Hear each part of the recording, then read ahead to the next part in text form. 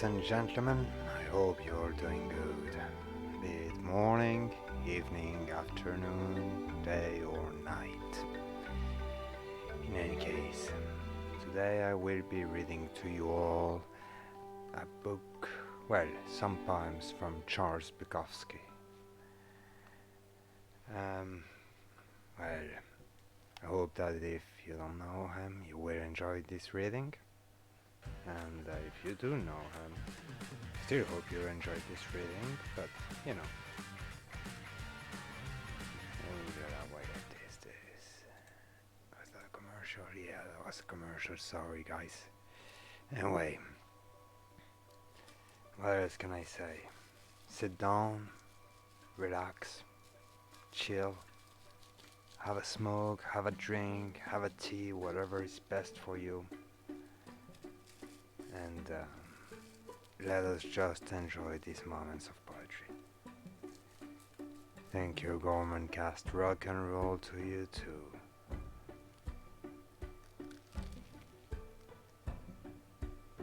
So, this book was published in 2004.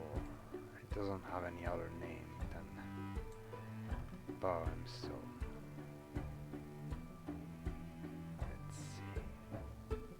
I'll go to the longest one directly. A radio with guts.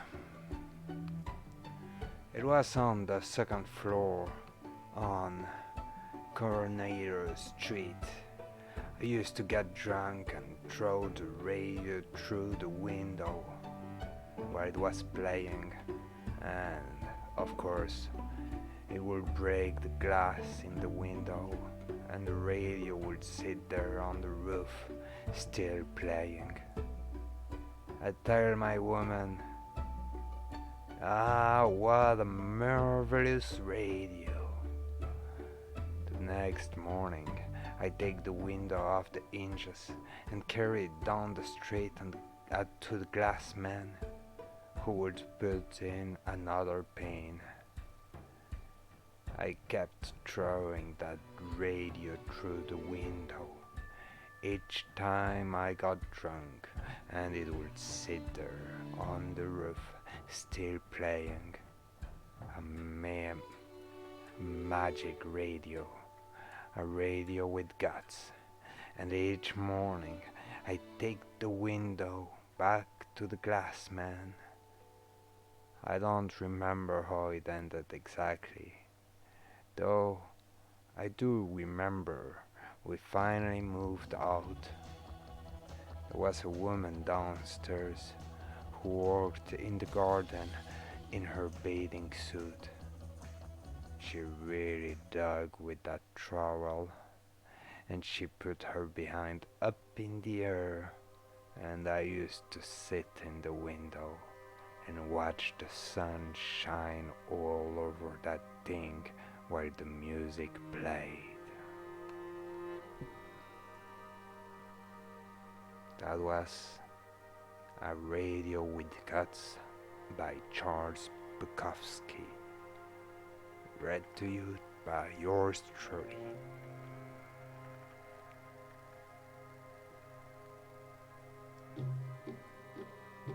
A smile to remember.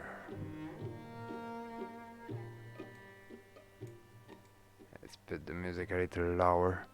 Can you hear me, Gorman? Is the music too loud, by the way? Or is this good? Let's see what you say.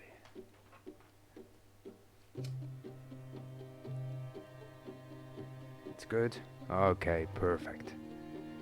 A smile to remember. We had goldfish, and they circled around and around in the bowl on the table near the heavy drapes covering the picture window, and my mother, always smiling, wanting us all to be happy, told me, "Be happy, Henry." And she was right. It's better to be happy if you can. But my father continued to beat her and me several times a week while raging inside his 6 foot 2 frame because he couldn't understand what was attacking him from within. My mother, poor fish, wanting to be happy, beaten 2 or 3 times a week, telling me to be happy. Henry, smile. Why don't you ever smile? And then she would smile to show me how, and it was the saddest smile I ever saw. One day the goldfish died, all 5 of them. They floated on the water on their sides, their eyes still open. And when my father got home, he threw them to the cat there on the kitchen floor, and we watched as my mother smiled.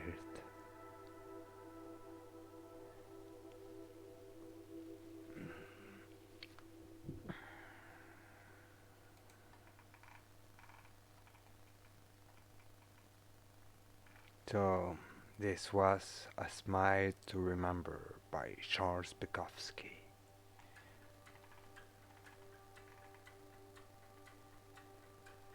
Let's see.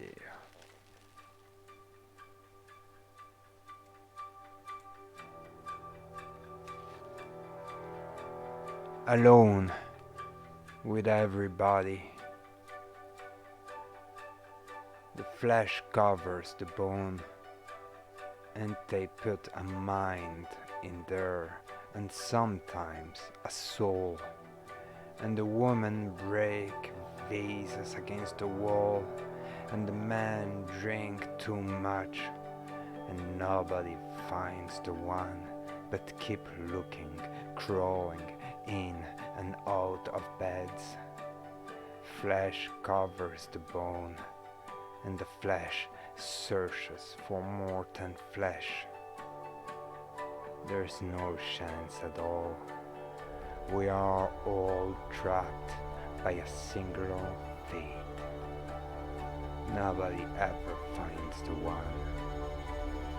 The city dumps fill, the junkyard fill, the madhouse fill, the hospitals fill, the graveyards fill. Nothing else fills.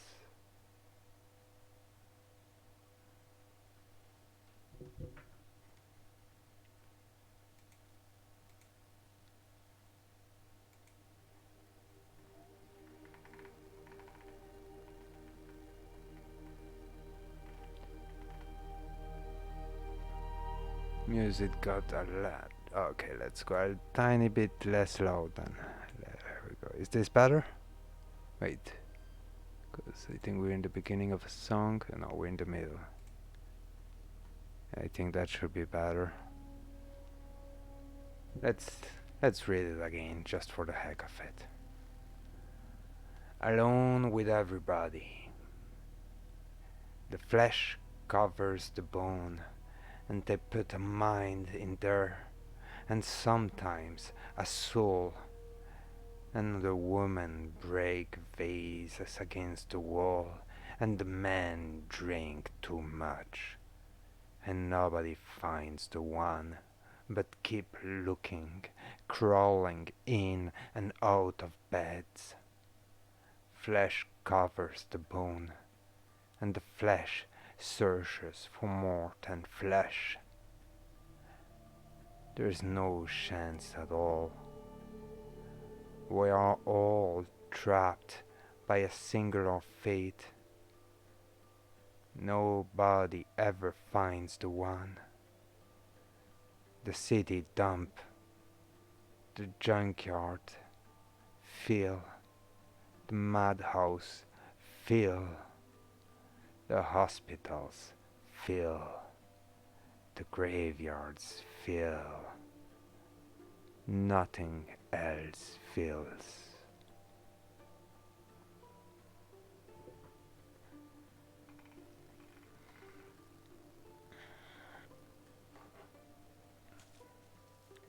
Yeah, Bukowsky has a really strange style. I hope you're enjoying this, because it is a funny exercise for me to read poems like this.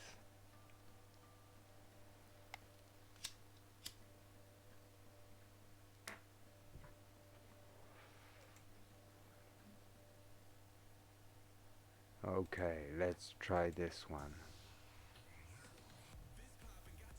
An almost made up poem by Charles Bukowsky, read to you by me.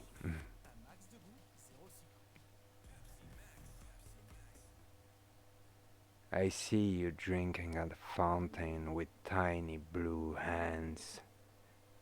No, your hands are not tiny, they are small, and the fountain is in France, where you wrote me that last letter, and I answered, and never heard from you again. You used to write insane poems about angels and gods, all in uppercase, and you knew famous artists, and most of them were lovers. And I wrote back, it's all right, go ahead, entertain life. I'm not jealous, because we never met. We got close once in New Orleans, 1/2 block, but never met, never touched. So you went with the famous and wrote about the famous. And of course, what you found out is that the famous are worried about their fame, not the beautiful young girl in bed with them, who gives them that, and then awakens in the morning to write uppercase poem about angels and God. We know God is dead, they told us, but listening to you, I wasn't sure. Maybe it was the uppercase.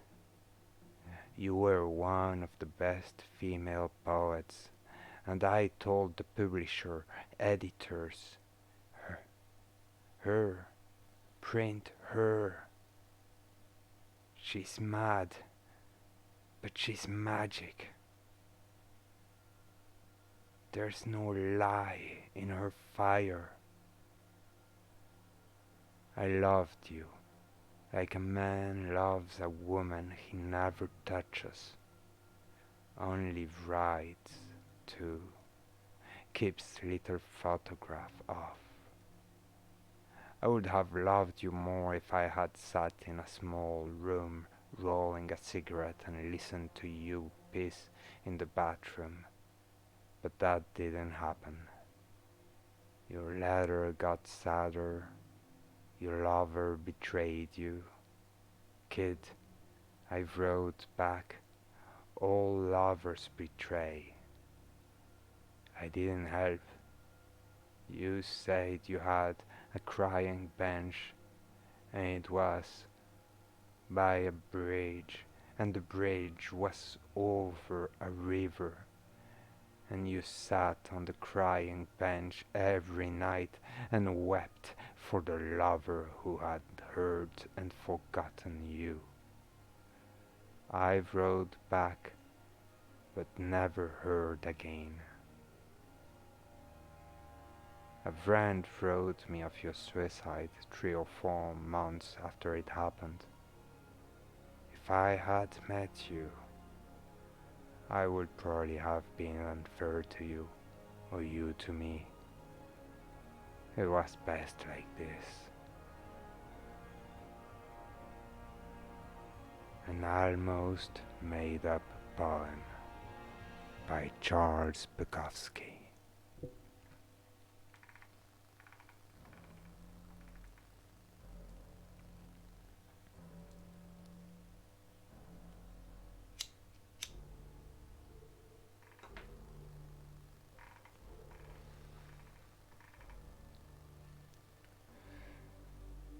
Another Day by Charles Bukowsky. Having the low down blues and going into a restaurant to eat. You sit at the table.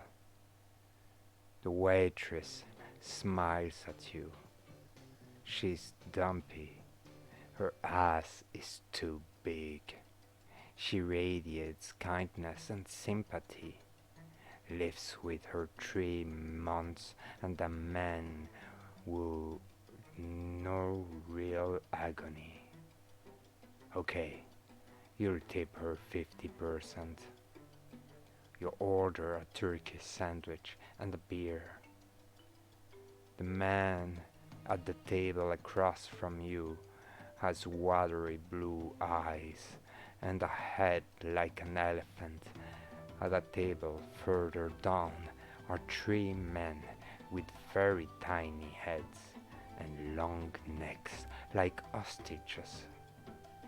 They talk loudly of land development.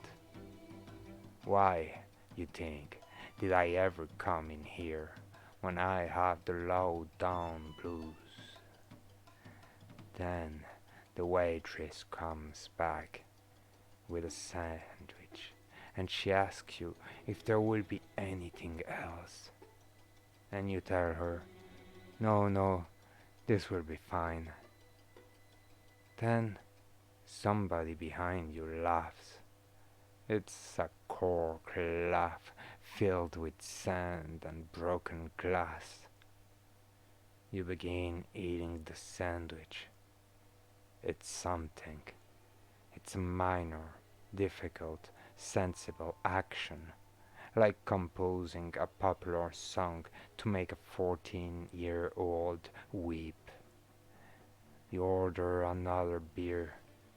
Jesus, look at that guy. His hands hang down almost to his knees, and he's whistling. Well, time to get out. Pick up the bill. Tip. Go to the register. Pay. Go out the door.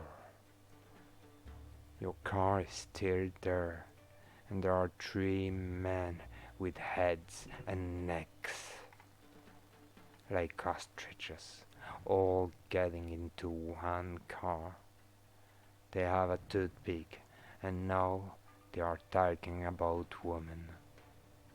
They drive away first. They drive away fast. They best, I guess.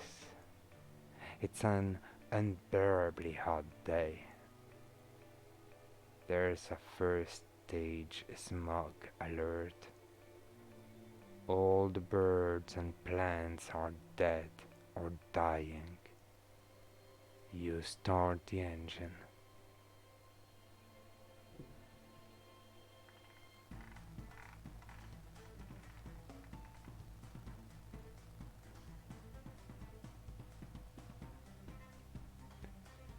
Are You Drinking? By Charles Bukowsky. Washed up on shore, the old yellow notebook out again. I write from the bed as I did last year. We'll see the doctor Monday. Yes, doctor, weak legs, vertigo, headache, and my back hurts. Are you drinking? He will ask. Are you getting your exercise? Vitamins? I think I'm just ill with life. the same still yet fluctuating factors. Even as the track, I watch the horse run by, and it seems meaningless. I leave early after buying tickets on the remaining races. Taking off? Asked the motel clerk. Yes, it's boring, I tell him. If you think it's boring out there, he tells me, you ought to be back here. So here I am, propped up against my pillow. Again, just an old guy, just an old writer with a yellow notebook. Something is walking across the floor toward me. Ah, it's just my cat this time.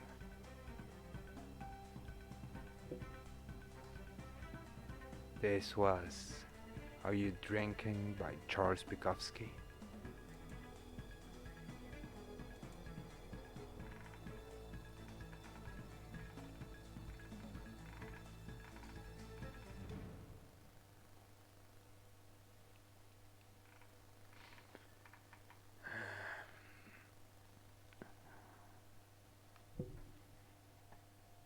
What's going on?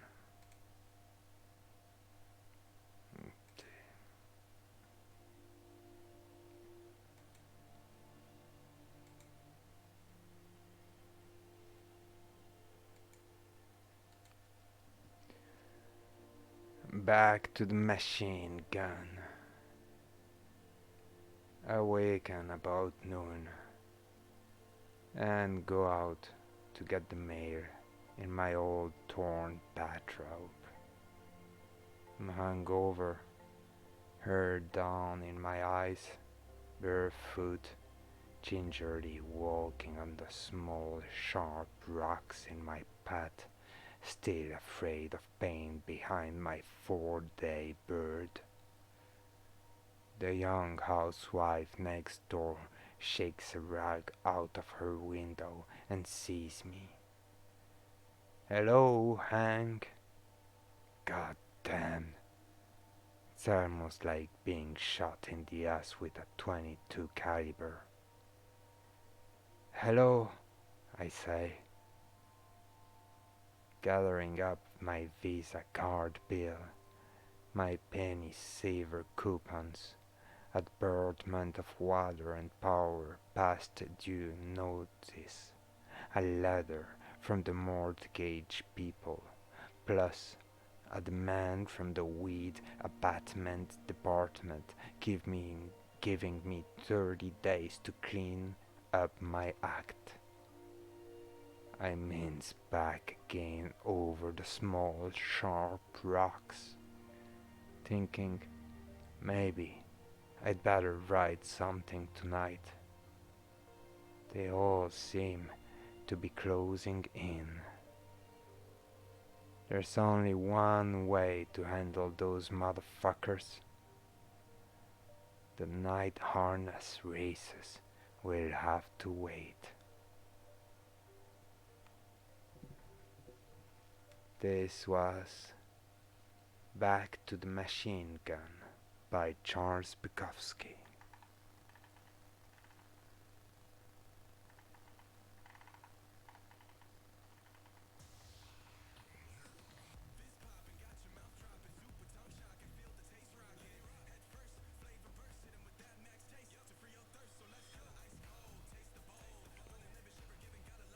Big night on the town.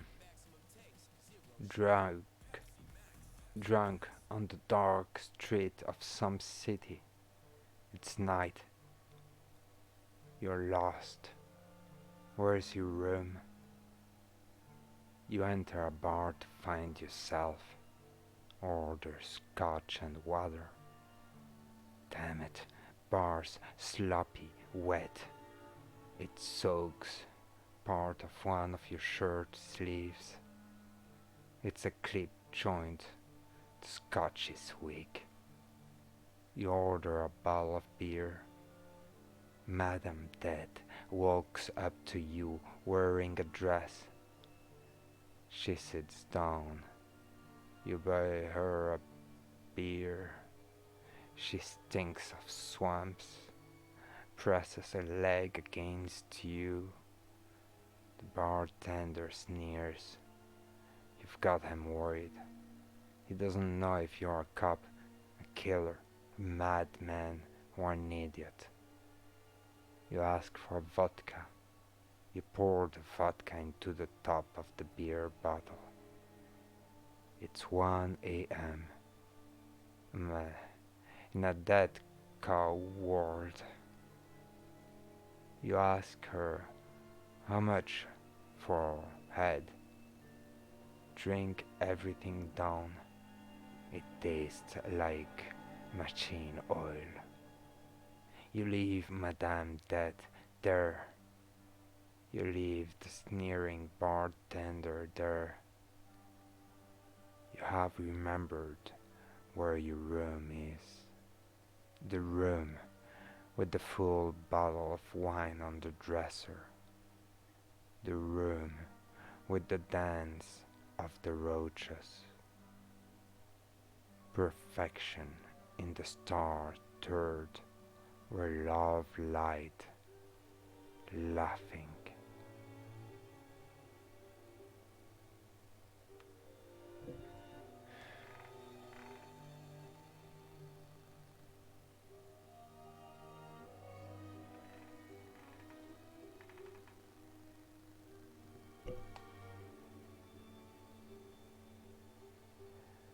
Carson McCullers.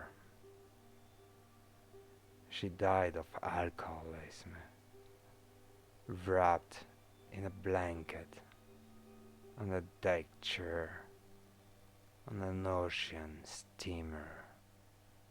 All her book of terrified loneliness, all her books about the cruelty of loveless love, were all that was left of her.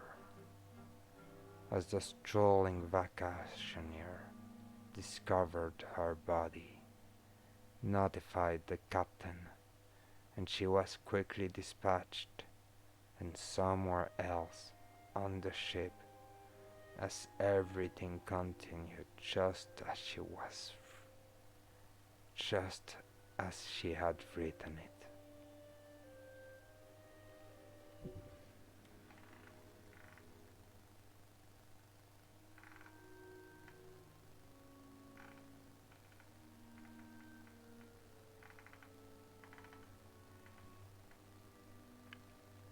Close to greatness. At one stage in my life, I met a man who claimed to have visited Pound at St. Elizabeth. Then I met a woman who not only claimed to have visited EP, but also to have made love to him. She even showed me certain section in the cantos where Ezra was supposed to have mentioned her. So there was this man and this woman, and the woman told me that Pound had never mentioned a visit from this man, and the man claimed that the lady had had nothing to do with the master, that she was a charlatan. And since I wasn't a Puntian scholar, I didn't know who to believe. But one thing I do know: when a man is living, many claim relationships that are hardly so, and after he dies, well, then it's everybody's party. My guess is that Pound knew neither the lady or the gentleman, or if he knew one, or if he knew both, it was a shameful waste of madhouse time. This was Close to Greatness by Charles Bukowsky. I hope you enjoyed this reading, and I wish you all a very good day, very good afternoon, and a good night.